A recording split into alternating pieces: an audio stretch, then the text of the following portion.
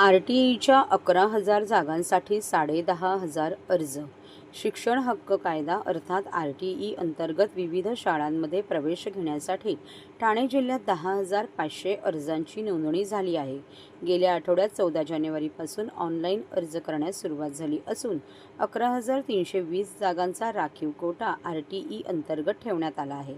Online अर्ज करण्यासाठी आणखी 7 दिवसांची मुदत असून 27 जानेवारीपर्यंत पालकांना ऑनलाईन अर्ज करता येणार आहे.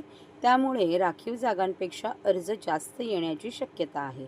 आर्थिक आणि सामाजिकदृष्ट्या दुर्बल असलेल्या घटकातील मुलांना खाजगी विना अनुदानित शाळांमध्ये शिक्षण घेता यावे याकरिता आर.टी.ई कायद्याअंतर्गत 25% जागांवर प्रवेश प्रक्रिया राबवण्यात येते.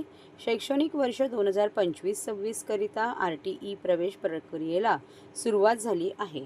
ठाणे जिल्ह्यातील आणि महानगरपालिका क्षेत्रातील 627 शाळा आर.टी.ई प्रवेश प्रक्रियेसाठी पात्र ठरल्या असून 11,320 जागांसाठी ही प्रवेश प्रक्रिया पार पडणार आहे. या प्रवेश प्रक्रियेसाठी 14 जानेवारीपासून अर्ज मागवण्यास सुरुवात झाली आहे. त्यानुसार ठाणे जिल्ह्यातून आठवड्याभरात म्हणजे 14 जानेवारी ते 20 जानेवारीपर्यंत 10,506 अर्ज दाखल झाले असल्याची माहिती आर.टी.ई संकेतस्थळावरून प्राप्त झाली आहे. पालकांसाठी मदत केंद्राची यादी, ऑनलाईन प्रक्रियेत अर्ज नोंदणी बाबत मार्गदर्शक पुस्तिका, आवश्यक कागदपत्रे इत्यादी बाबत सर्व माहिती शासनाच्या अधिकृत संकेतस्थळावर उपलब्ध करून देण्यात आली असल्याची माहिती शिक्षण विभागाच्या वतीने देण्यात आली आहे.